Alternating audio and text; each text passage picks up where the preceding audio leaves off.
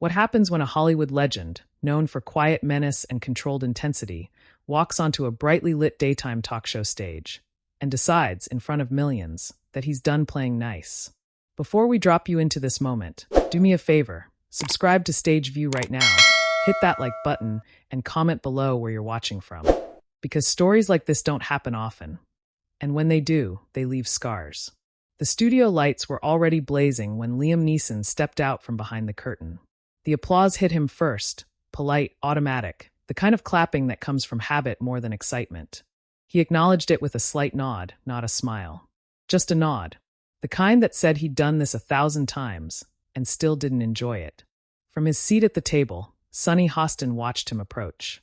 She'd interviewed heads of state, prosecutors, grieving families. She prided herself on being unflinching, prepared. But as Neeson pulled out his chair and sat, something in his posture caught her attention. His shoulders were stiff, his jaw tight, not angry, controlled, like a storm sealed behind glass.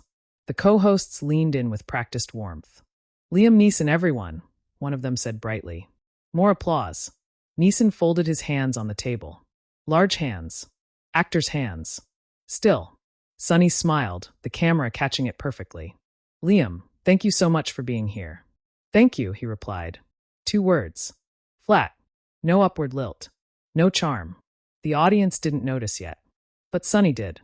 The conversation began safely enough. His new film. The physical demands. His age framed as admiration. Neeson answered each question with efficiency. Not rude. Not warm. Just closed. Then Sunny shifted. "You've spoken in the past," she said carefully, "about loss. About how grief has shaped the roles you choose. I wonder, do you feel Hollywood allows men to show vulnerability anymore?" The room seemed to inhale. Neeson didn't answer right away. He looked at Sunny. Not past her. At her. As if measuring the distance between them, not in feet, but in intent. "Vulnerability," he repeated quietly. "Yes," Sunny said.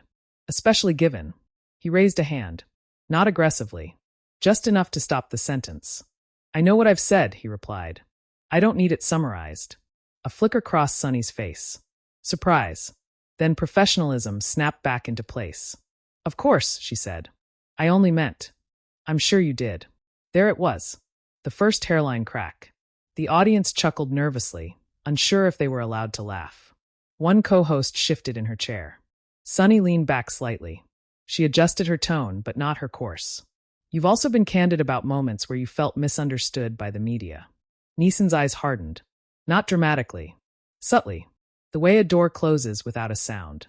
"Yes," he said. "I have." "Some critics," Sunny continued, "felt those moments revealed anger you hadn't addressed. That did it." Neeson exhaled through his nose. Slow. Deliberate. He turned his body toward Sunny fully now. The cameras followed instinctively. "Critics," he said, "often feel many things." Sunny held her ground. "But when your words impact others." "Let me stop you right there." The studio went quiet. Not silent, breathing, shifting, but quiet enough that the control room stopped rustling papers. "You're framing this," Neeson said, voice low, "as though I owe an emotional performance." Sunny blinked. "That's not. I've spent decades," he continued, "being asked to relive pain so it can be neatly packaged for discussion." A murmur rippled through the audience.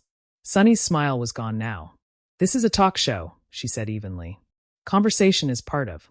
"Conversation," Neeson repeated. "Yes, but interrogation dressed as concern is something else." One of the co-hosts jumped in quickly. "I think what Sunny's getting at is." Neeson didn't look at her. Sunny felt it then. That sensation every seasoned interviewer knows. The moment the guest stops playing by the script. "I respect your career," she said.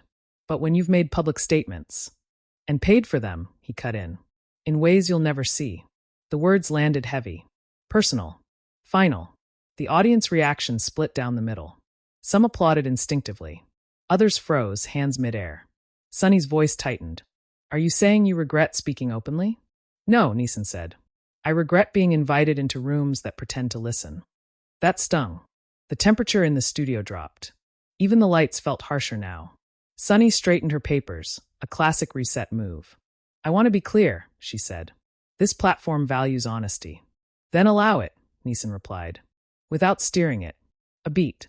For the first time, Sunny hesitated. The control room whispered frantically through earpieces. Cut to commercial?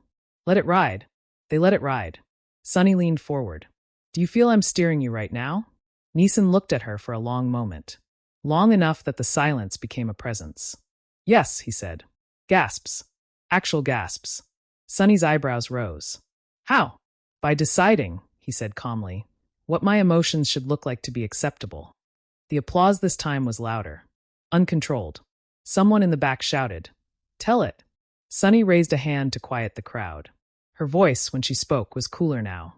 With respect, Liam, women, especially women of color, are often told they're too emotional when asking hard questions. Neeson nodded once. And men are told they're dangerous when they don't cry on cue. The line hit like a match. The co-hosts exchanged looks. This wasn't in rehearsal. This wasn't safe territory. Sunny inhaled. So where does that leave us? Neeson leaned back for the first time. His chair creaked softly. It leaves us, he said, with the truth that not every story is owed to the audience. The silence after that wasn't awkward. It was electric. Cameras zoomed in. Producers stopped whispering. Sunny held his gaze. Two strong personalities locked in a quiet standoff, both aware the clip would live forever. And if the audience wants answers? She asked. Neeson's mouth twitched. Almost a smile. Almost. Then they should learn, he said, to sit with not having them. The applause erupted. Not polite, not even unified, but loud. Sunny nodded slowly, absorbing the moment. Well, she said, forcing a breath, we'll be right back. The music swelled. The red light blinked off. But the tension didn't leave with the cameras. Because what just happened wasn't a disagreement. It was a fracture. And when we come back, it only gets worse. The music faded, but the air stayed heavy. Even off camera, the studio felt like it was holding its breath. Liam Neeson didn't move when the red light went out. He stayed exactly where he was, hands folded, eyes forward. Around him, the hosts shifted, whispered, adjusted their microphones like armor. A producer's voice crackled faintly through an earpiece, urgent but controlled. Sunny Hostin glanced toward the camera that was no longer live, then back to Neeson. The practiced smile didn't return. What replaced it was something sharper, resolve mixed with irritation. You blindsided me, she said quietly, just loud enough to be heard at the table. Neeson finally turned his head. No, he replied. I answered you. That wasn't an answer, Sunny shot back. That was a rebuke. He tilted his head, studying her like a chess player assessing a risky move. Only if you expected compliance. One of the co-hosts cleared her throat nervously. We're back in 30, she murmured, eyes darting between them. Sunny exhaled, then squared her shoulders. Years in courtrooms had taught her one thing: never retreat when challenged publicly. Especially not by a man the world already loved to mythologize. When the red light blinked back on, the applause was louder than before. The audience sensed blood in the water. Phones were already out, recording from the shadows despite studio rules. Sunny turned to the camera, voice steady. We're back with Liam Neeson. Before the break, things got passionate. A ripple of laughter. Nervous. Anticipatory. Sunny continued. I want to take a moment to clarify something. Neeson didn't interrupt. That alone unsettled her. When we ask questions here, she said, it's not about demanding emotion. It's about accountability. Neeson leaned forward, elbows on the table now. A subtle shift. Predatory calm. Accountability, he repeated. For what exactly? For influence, Sunny replied. For words that travel further than you do. A few audience members applauded. Others remained silent. Neeson nodded slowly. Then let me be accountable. The room stilled. I am accountable, he said, voice firm, for my work. For my family. For the choices I make when no one's watching. Sunny interjected. But when millions are watching, you assume, he cut in gently, that being seen obligates me to perform repentance. That's not. It is, he said, eyes never leaving hers. Because anything less is framed as defiance. Sunny's jaw tightened. Defiance against what? Against the narrative, he replied. The one that says complexity must be simplified and pain must be consumable. A woman in the audience whispered, Wow. Sunny leaned back, crossing her arms now. A subtle shift of power. Liam, with respect, you've benefited from narratives your entire career. And paid for them, he said instantly. In ways you've never had to explain. There it was again. That line. Personal. Cutting. Sunny's voice cooled. Are you suggesting I don't understand cost? I'm suggesting, Neeson replied, that we are not speaking from the same risk. A murmur swept the crowd. The co-hosts exchanged uneasy glances. Sunny straightened. Careful. Neeson's brow furrowed, not in fear, but disappointment. There it is. There what is? Sunny asked sharply. The warning, he said. The implication that if I keep speaking honestly, I'll cross some invisible line. Sunny bristled. This isn't about silencing you. Then stop trying to steer me, he said louder now. Applause broke out again, this time mixed with boos. The audience was split down the middle, the energy raw. One co-host jumped in, voice bright but strained. Let's take a breath. Liam, your new film. No, Sunny said suddenly. The co-host froze. Sunny kept her eyes on Neeson. No, we're not pivoting. The room went dead quiet. This is exactly the problem, Sunny continued. When men like you decide a conversation is uncomfortable, you call it manipulation. Neeson sat back, eyes flashing now. And when women like you push until someone breaks, you call it truth. Gasps. A producer's voice hissed in someone's ear. Pull back. Pull back. Sunny's face flushed. Do not put words in my mouth. I'm putting mirrors in front of you, Neeson said. You just don't like the reflection. The audience erupted. Some stood. Others shouted. The applause was thunderous, chaotic. Sunny raised her voice. You came on this show. Yes, Neeson said. And you invited a conversation, not a cross-examination. Because I won't cry on demand? He added, eyes narrowing. Because I won't give you a soundbite that fits neatly between commercials? Sunny's hands trembled slightly as she placed them flat on the table. You don't get to dictate how journalism works. And you don't get to dictate how grief looks, he fired back. Silence slammed down like a door. For a moment, even Sunny seemed unsure how to respond. Then she spoke, slower now. Grief doesn't give anyone immunity. Neeson's voice dropped. Neither does authority. That was it. The line that crossed from debate into something far more dangerous. The control room cut the mics for half a second, just long enough to regroup. But it was too late. The audience heard enough. Sunny stood. Not fully. Just enough to signal escalation. If you feel attacked, she said, perhaps it's because the questions are landing. Neeson rose too. Not abruptly. Deliberately. The audience gasped as one. He stood tall, towering over the table, his presence suddenly undeniable. Years of action roles, yes, but also years of quiet discipline. I don't feel attacked, he said calmly. I feel misused. The word hung in the air. Sunny looked up at him, refusing to back down. Then why are you still here? He met her gaze. Because walking away would give you the ending you want. The audience lost it. Cheers. Shouts. Someone yelled his name. Sunny's voice shook, not with fear but fury. This isn't about endings. It always is, Neeson replied. You just decide who gets to write them. The producer finally made the call. We're cutting to commercial, a voice boomed. The screen faded. The applause continued even as the cameras shut down. But behind the scenes, the fallout was immediate. A producer rushed onto the stage. Liam, we need you to sit. Neeson didn't move. I'm done. Sunny laughed bitterly. Of course you are. He turned to her one last time. For what it's worth, he said quietly. I didn't come here to fight you. Funny way of showing it, Sunny replied. He nodded. You too. Then he walked off. The curtain swallowed him as the studio buzzed like a shaken hive. Sunny sat back down slowly, chest rising and falling. The co-hosts stared at her, unsure whether to comfort her or distance themselves. The audience was still buzzing when the show finally went to break, half stunned, half exhilarated. Phones lit up across the country. Clips were already uploading.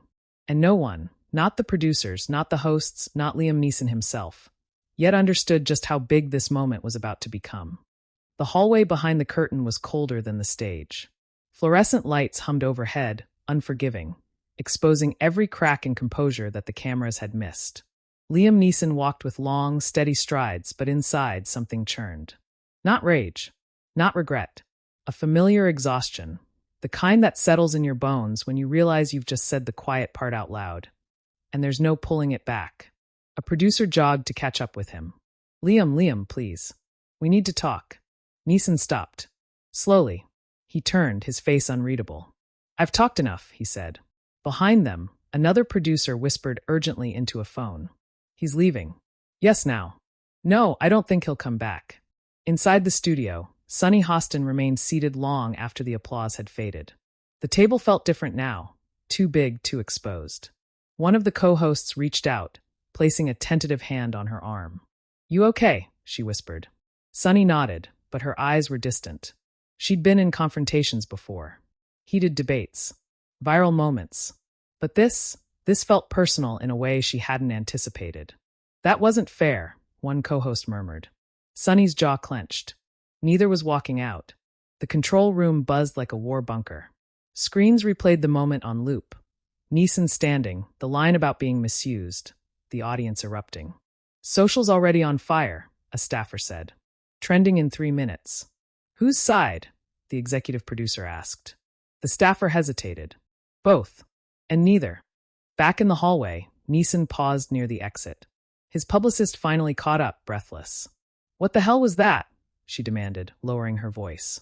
Do you have any idea what you've just done? He looked at her, eyes tired. Yes. Then why didn't you just pivot? She said. Smile. Say something safe. He opened the door, letting in a rush of cool air from outside. Because I'm tired of safe. Outside, paparazzi were already gathering, cameras snapping the second they saw him. Questions flew like arrows. Liam, did you storm off? Was Sunny Hostin out of line? Are you apologizing? He didn't answer. He got into the car and closed the door. Inside the studio, Sunny finally stood. The audience was being ushered out, still buzzing, arguing with one another as they went. That was incredible. No, that was disrespectful. She pushed him. He couldn't handle the questions. Sunny retreated to her dressing room. Alone at last. She closed the door and leaned against it, eyes shut. For a brief moment, just a moment, doubt crept in. Then her phone buzzed. A text from a colleague. You okay? Internet split but loud. Another buzz. Then another. Notifications stacked like dominoes. She opened social media. Clips were everywhere. Slowed down. Zoomed in. Captioned with fire emojis, broken hearts, raised fists. Liam Neeson destroys Sunny Hostin. Sunny Hostin exposes Hollywood fragility. Most intense view moment ever? Sunny sank into her chair. Across town, Liam sat in silence as the car moved through traffic. His phone buzzed too, but he didn't look. He stared out the window, watching the city blur past. You're trending, his publicist finally said. He nodded. So I've been told. Some people are calling you brave, she added. Others are calling you arrogant. There are think pieces already. He almost laughed. Almost. By evening, the narrative had splintered completely. On cable news, panels argued over tone and power. He was patronizing. She was provoking. He set a boundary. She did her job. Former guests weighed in. Actors tweeted vague support. Journalists dissected body language frame by frame. Sunny watched one clip where the camera caught her tightening her grip on the table. She didn't remember doing that. On another channel, a commentator paused the moment Neeson said misused. That word, the commentator said, is doing a lot of work. Sunny turned off the TV. Later that night, Liam finally checked his phone. Messages from old friends. From people he hadn't heard from in years. One text stood out. Short. From someone who knew him before the fame. You sounded tired. I get it. He set the phone down. The next morning, Sunny arrived at the studio early. Earlier than usual. The hallway felt quieter. Eyes followed her as she passed. In the makeup chair, she stared at her reflection. Strong. Composed. But there was something else there now, an edge she didn't fully recognize. You want to address it on air? A producer asked gently. Sunny considered it, then shook her head. Not yet. Across the city, Liam sat at his kitchen table, coffee untouched. The silence was loud. His publicist paced. They want a statement. Something neutral. Respectful disagreement. He looked up. Do you? She stopped. Met his eyes. I think, if you speak now, it'll pour gasoline on it. He nodded. Then let it burn. By midday, the show released a clipped statement about lively discussion and valuing diverse perspectives. It satisfied no one. Sunny's inbox filled with messages, some supportive, some vicious. You were brave. You pushed too hard. Thank you for holding him accountable. You embarrassed yourself. She read them all. Liam avoided the internet entirely, but he couldn't avoid the world. At a cafe, two strangers argued about him at the next table. He paid and left before they noticed him. That evening, a leaked behind-the-scenes clip surfaced. No sound, just body language. Him standing, her staring up, the moment frozen from a different angle. It went even more viral than the original. By nightfall, one thing was clear. This was no longer about a talk show. It was about power, about who gets to ask and who gets to refuse, about silence and what happens when it breaks. And as the noise reached a deafening pitch, both Liam Neeson and Sunny Hostin sat in separate rooms, miles apart, realizing the same uncomfortable truth. Neither of them had control of the story anymore. Morning came loud, not with sound, but with screens. Sunny Hostin woke to her phone vibrating relentlessly on the nightstand, the glow cutting through the dim room like an accusation. She didn't reach for it at first. She lay still, staring at the ceiling, replaying the moment over and over. The look in Liam Neeson's eyes when he said misused. The way the audience gasped before deciding which side of history they were on. Eventually, she reached for the phone. She shouldn't have. The headlines were brutal in their creativity. Daytime TV erupts. Neeson refuses to be performative. The View divides America again. Was Sunny Hostin too far? Or not far enough? She scrolled. Faster now. Tweets, clips, reaction videos filmed in cars and bedrooms and parking lots. People she'd never met speaking about her like they knew her motives better than she did. Some praised her strength. Others questioned her integrity. A few crossed lines that couldn't be uncrossed. Sunny locked the phone and sat up, heart pounding. Across the city, Liam Neeson stood in his kitchen, the television on but muted. His name crawled across the screen in bold letters beneath a panel of talking heads arguing over his character like it was a script they'd all read. One commentator leaned forward. This wasn't just tension. This was a man refusing accountability. Another fired back. Or a man finally setting boundaries in a culture addicted to confession. Liam turned the TV off. Silence again. By noon, the audience reaction had crystallized into something sharper than debate. It was identity. People weren't just discussing the moment. They were choosing what it said about them. On social media, clips were slowed down, soundtracked with dramatic music. One edit framed Sunny as relentless. Another framed Liam as defiant and dignified. Same footage. Two realities. Outside the View studio, a small crowd gathered. Some held signs in support of Sunny. Others shouted Liam's name like he was a symbol, not a person. Inside, Sunny walked the halls with her chin high. Staffers nodded awkwardly. Some smiled. Some avoided eye contact. "You okay?" a producer asked quietly. Sunny paused. "I will be." On the other side of town, Liam's publicist read aloud a list of interview requests. Late night, morning shows, podcasts. He shook his head. "No, Liam," she said carefully. "If you don't speak, they'll speak for you." He looked out the window. "They already are." That afternoon, Sunny finally addressed it briefly. Not defensively. Not apologetically. "Difficult conversations matter," she said on air. "Discomfort is not harm. And silence is not neutrality." Some applauded. Others scoffed. The comments section exploded all over again. An hour later, Liam released a single sentence through his team. "I believe in conversation without coercion and listening without agenda." That was it. No apology. No escalation. The internet did the rest. By evening, think pieces had replaced hot takes. Academics weighed in. Former producers. Media critics. Everyone searching for a verdict. But something strange happened as the noise peaked. People started rewatching. Not the shouting. Not the standing up. The silence.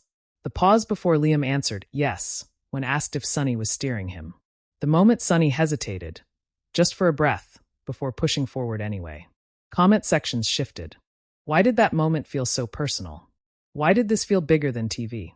Why did I feel uncomfortable? And why do I want to understand that? Sunny read one comment twice before closing her laptop. Two strong people. Neither wrong. Neither safe. Liam received a letter. Handwritten. From a woman who'd lost her husband and never learned how to grieve publicly. "Thank you," it read, "for not performing." He folded it carefully and placed it in a drawer. Days later, the audience numbers came in. Record-breaking. The clip had crossed borders. Languages. Cultures. But the real aftermath wasn't measured in views. It was measured in dinner-table arguments. In classrooms. In quiet moments where people ask themselves who they expect to explain their pain. And why. Sunny and Liam never spoke again. No follow-up interview. No reconciliation photo, just distance, and maybe respect, because some confrontations don't end with apologies or winners. They end with questions, and those questions linger. Now I want to hear from you. Whose side were you on?